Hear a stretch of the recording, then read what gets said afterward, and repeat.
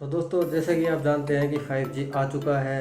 ये इंडिया का टेक्नोलॉजी की तरफ एक बहुत ही अच्छा और बहुत ही बेहतरीन बढ़ता हुआ कदम है। और एयरटेल ने अपना 5G का लॉन्च इवेंट रखा था, जिसमें हमारे इंडिया के सभी टेक क्रिएटर्स ने जाकर वहाँ पर स्पीड टेस्ट किए हैं। हालांकि टेक क्रिएटर्स ही नहीं, लगभग सभी क्रिएटर्स ने वहाँ पर जाकर अपनी स्पीड टेस्ट की है और वहाँ पर एयरटेल की 5G की स्पीड को नापा है। और हम आज आपको बताएंगे 5G के बारे में कि 5G क्या कुछ आपके लिए लेके आया है, इसके क्या एडवांटेज और क्या डिसएडवांटेज हैं। तो हम आपको आज दोनों चीज़ें बताएंगे और इसके प्राइसिंग वगैरह क्या होगी, क्या कवरेज होगा, कब तक कौन सी कंपनी कवरेज कर जाएगी पैन इंडिया को, और अभी कौन कौन सी स्टेट में 5G लॉन्च किया है और किस कंपनी ने किया है, हम अभी आपको सारी डिटेल बताएंगे। तो चलिए दोस्तों, आगे बढ़ते हैं। आगे बढ़ने से पहले अगर आपने हमारे चैनल को सब्सक्राइब नहीं किया है, चैनल को सब्सक्राइब कीजिए, और अगर आपको हमारी वीडियो पसंद आए तो वीडियो को लाइक कीजिए। तो सबसे पहले तो सभी देशवासियों को 5G की बहुत बहुत शुभकामनाएं, जिसका काफ़ी दिनों से इंतज़ार किया जा रहा था और वेट पीरियड भी काफ़ी लंबा हो गया था, लेकिन अब वो ख़त्म हो चुका है और अब आपके बीच में 5G मौजूद है। और अभी कुछ दिनों पहले एक ऑक्शन भी हुआ था 5G की फ्रीक्वेंसीज़ का, और सभी कंपनियों ने उसमें पार्ट किया और सभी ने अपनी अपनी ज़रूरत के हिसाब से अपनी अपनी फ्रीक्वेंसीज़ परचेज़ की हैं। और अब आपके मन में सवाल आ रहा होगा कि फ्रीक्वेंसी होती क्या है, उससे हमको क्या बेनिफिट है और उससे हमारे नेट कैसे चलेगा और कैसे हम उससे कॉलिंग वगैरह कैसे हम उसके बेनिफिट ले सकते हैं। तो सबसे पहली बात आसान भाषा में बताएं कि फ्रीक्वेंसी वो होती है जिससे हमको पता चलता है कि हमारा नेट कितना तेज़ चलेगा या कितना कम चलेगा, कितना उसका कवरेज होगा, कौन सी फ्रीक्वेंसी से ज़्यादा स्पीड आएगी और कौन सी से कम आएगी। सबसे पहले बात करते हैं एयरटेल की। एयरटेल ने 21,000 मेगाहर्ट्ज़, 26,000 मेगाहर्ट्ज़, 29,000 मेगाहर्ट्ज़ ये फ्रीक्वेंसीज परचेज़ की हैं। इसमें क्या होता है कि इसमें कवरेज कम होती है लेकिन स्पीड इससे ज़्यादा होती है।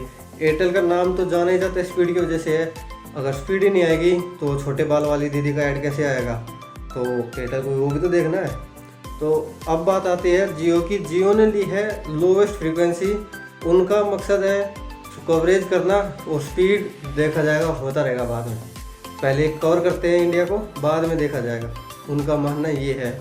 तो फ्रीक्वेंसीज है उनकी 700 मेगाहर्ट्ज़ और 900 मेगाहर्ट्ज़। और जो अपनी कंपनी है VI, उनका बीच का सिस्टम है, वो बीच में रह गए हैं। उन्होंने बीच का ही लिया है कि हम थोड़ा कवरेज भी देंगे और थोड़ा स्पीड भी देंगे। हालांकि VI का जो हाल है वो सबको पता है। आजकल मार्केट में तो दो ही कंपनी रह गई हैं, एक जियो और एक एयरटेल। VI तो नाम के लिए है बस। और अभी बात करते हैं 5G नेटवर्क टाइप्स की। इसमें दो तरह के टाइप हैं, one is stand alone and another one is non stand alone. Stand alone का मतलब है कि 4G के अलावा 5G के लिए नया स्ट्रक्चर बिल्ड करना और फिर उस पर 5G ऑपरेट करना। लेकिन नॉन स्टैंड अलोन का मतलब है जो 4G का पहले से ही इंफ्रास्ट्रक्चर रेडी है उसी पे ही 5G इंस्टॉल करके चलाना। उसका मतलब है कि आपको जो स्टैंड अलोन में आपको न्यू सिम परचेज करनी पड़ेगी 5G की। नॉन स्टैंड अलोन में आपको जो पुरानी सिम है उसी में ही आपका 5G चल जाएगा।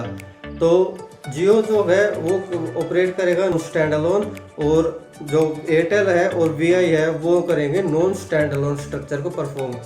तो स्टैंड अलोन स्ट्रक्चर की वजह से ये जियो हो गया है ट्रू 5G, इसलिए इसको ट्रू 5G कहते हैं। और जो एयरटेल है वो नॉन स्टैंड अलोन पे है, लेकिन उसका स्पीड और कवरेज बढ़ रहा है, इसकी वजह से उसको 5G प्लस कह रहे हैं। तो इसकी वजह से दोनों कंपनियों के बजट में भी काफ़ी फ़र्क आएगा। लेकिन जो जियो ने अपना बजट बताया है वो 1 लाख करोड़ बताया है, जो कि काफ़ी बड़ा अमाउंट है। और इसको परफॉर्म करने के लिए उन्होंने दिसंबर 2023 तक का टाइम दिया है, जिससे वो पूरे पैन इंडिया को कवर कर लेंगे। लेकिन इस दिवाली को 4 मेट्रो सिटीज़ में उन जियो ने 4G लॉन्च करने का प्रॉमिस किया है। 1 is Delhi, 2nd is Mumbai, 3rd is Kolkata and 4th is Chennai. तो और दिसंबर 23 को ये normal all over the India में कंप्लीट हो जाएगा। और अब बात करते हैं इसकी स्पीड और प्राइसिंग की।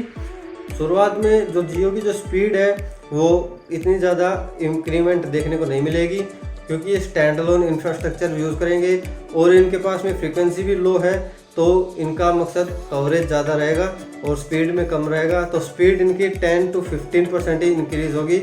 मान लीजिए आपकी स्पीड अगर 10 MB आती है 4G में, तो वो आएगी 13 MB 14 MB 5G में। 300 रुपये में 1.5 GB पर डे का इनका पैकेज रहेगा। और एयरटेल ने अभी 8 सिटीज़ में 5G को लॉन्च किया है, जिसमें हमको स्पीड काफ़ी अच्छी देखने को मिली है। ये 1 Gbps तक की स्पीड गई है, लेकिन जब नॉर्मल पब्लिक को ये मिलेगा उसमें कितनी स्पीड होगी उसका कोई अभी तक अंदाज़ा नहीं लगाया जा गया है, और वो तो हकीकत जब भी पता चलेगी तब वो पब्लिक में आएगा। और दोस्तों अब बात करते हैं बैंड्स की। आपने काफ़ी बार सुना होगा कि इस मोबाइल में 5G के इतने बैंड हैं, इस मोबाइल में 5G के इतने बैंड हैं। बेसिकली 13 बैंड्स होते हैं, जिसकी लिस्ट मैं आपको स्क्रीन पे दिखा रहा हूँ। इसमें मोबाइल में कम से कम बैंड होना 7 से 8 बैंड होना बहुत ज़रूरी है। इसी से ही आप डिसाइड करते हैं कि आपके फ़ोन में कितनी Mbps की स्पीड आएगी।